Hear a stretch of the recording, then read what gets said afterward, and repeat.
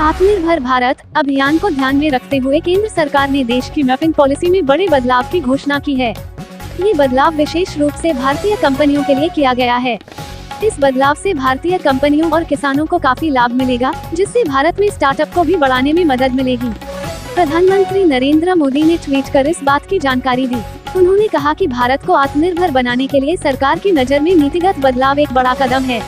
PM Modi ने कहा कि डिजिटल इंडिया को प्रोत्साहन और रफ्तार देने के लिए हमारी सरकार ने एक अहम फैसला किया है। उत्तर प्रदेश में आज रात 12 बजे से सभी टोल प्लाजा से कैश लेन देन खत्म हो जाएगा और फास्टैग अनिवार्य हो जाएगा। इसके बाद से यूपी के टोल से उन्हीं गाड़ियों को जाने की इजाजत होगी जिन पर फास्टैग लगा होगा, या तो गुजरने वाले वाहनों को डबल जुर्माना देना होगा। देश में पेट्रोलियम पदार्थों की बढ़ती कीमतों को लेकर बहुजन समाज पार्टी की प्रमुख व उत्तर प्रदेश की पूर्व मुख्यमंत्री मायावती ने कहा कि जनहित के इस मुद्दे पर सरकार का चुप रहना दुखद है। विभिन्न प्रतियोगी परीक्षाओं की तैयारी के लिए उत्तर प्रदेश सरकार की महत्वाकांक्षी मुख्यमंत्री अभ्युदय योजना की शुरुआत मुख्यमंत्री योगी आदित्यनाथ ने कर दी। उन्होंने आज सुबह सभी 18 मंडलों में अभ्युदय कोचिंग का वर्चुअल शुभारंभ मां सरस्वती के समक्ष दीप प्रज्वलित कर किया। इस दौरान सीएम योगी ने पंजीयन कराने वाले अभ्यर्थियों से बात भी की। औपचारिक शुभारंभ के बाद कल वसंत पंचमी से सभी मंडलों में फिजिकल और वर्चुअल क्लास शुरू हो जाएंगी। इस योजना के तहत छात्रों को civil service, IIT, JEE, NEET सहित सभी प्रतियोगी परीक्षाओं की निःशुल्क कोचिंग दी जाएगी। उत्तर प्रदेश के मेरठ शहर में अधिवक्ता ओंकार सिंह की आत्महत्या के मामले में आज वकीलों ने हंगामा खड़ा कर दिया। उन्होंने SSP ऑफिस पहुंचकर तोड़फोड़ कर दी। इस दौरान वकीलों ने पुलिस प्रशासन के खिलाफ जमकर नारेबाजी की।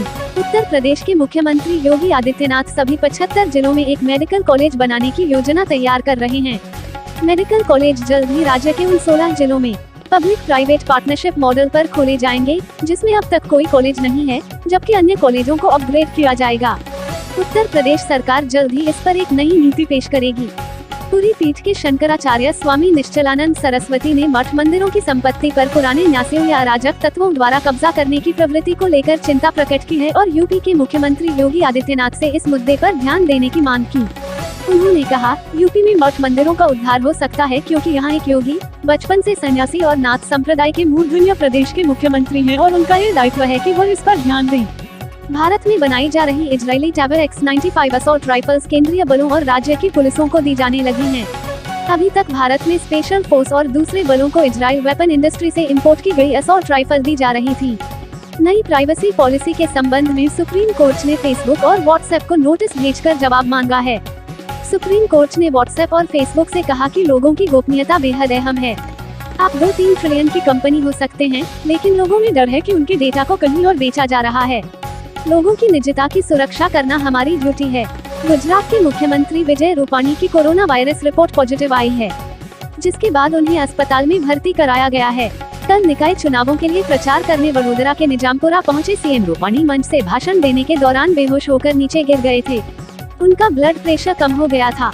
जम्मू कश्मीर के उपराज्यपाल मनोज सिन्हा ने कहा है कि केंद्र शासित प्रदेश में आतंकवाद का डर खत्म करने की प्रक्रिया तेजी से चल रही है। साथ ही उन्होंने कहा कि जम्मू कश्मीर 73 साल विकास से वंचित रहा और इस अंतर को पाटना चुनौतीपूर्ण है, लेकिन उनका प्रशासन इससे निपटने के लिए पूरी तरह तैयार है। पश्चिम बंगाल विधानसभा चुनाव से पहले मुख्यमंत्री ममता बनर्जी ने आज प्रदेश में 5 रुपए में खाना खिलाने की योजना शुरू की।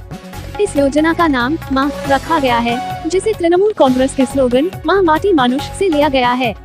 सीएम ममता बनर्जी ने आज कोलकाता में इस योजना की शुरुआत की। भारत इस साल हवा से हवा में 160 किलोमीटर की दूरी से मार गिराने की क्षमता के साथ एस्ट्रा मिसाइल की टेस्टिंग शुरू करेगा। इसके साथ ही पाकिस्तान के साथ साथ चीन से भी आगे निकल जाएगा। Astra mark 2 missile visible range से बाहर भी दुश्मनों के विमान को निशाना बनाने में कारगर साबित होगी। सुशांत सिंह की बहन प्रियंका सिंह को बॉम्बे हाई कोर्ट से राहत नहीं मिली, जबकि कोर्ट ने मीतू सिंह पर रद्द FIR रद्द कर दी। प्रियंका पर FIR कायम रहेगी। प्रियंका सिंह के खिलाफ आए फैसले को परिवार के वकील विकास सिंह सुप्रीम कोर्ट में चुनौती देंगे। ताज़ा समाचारों से जुड़े रहने के लिए YouTube चैनल को सब्सक्राइब करें।